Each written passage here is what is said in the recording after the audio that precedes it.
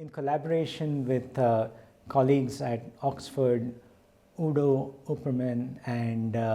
Anjan Thakuta, we had done a large-scale study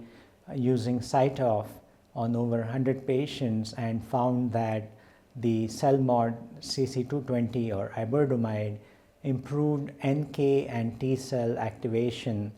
and this was in the bone marrow of patients in the phase 1-2 study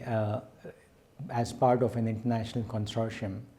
We have since then been able to show that the CELMoDs can actually improve the CAR T persistence as well as killing activity, and this indicates an important way that repurposing CELMoDs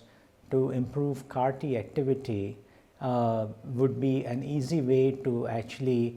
help our patients that are having variable outcomes get even better outcomes from CAR T.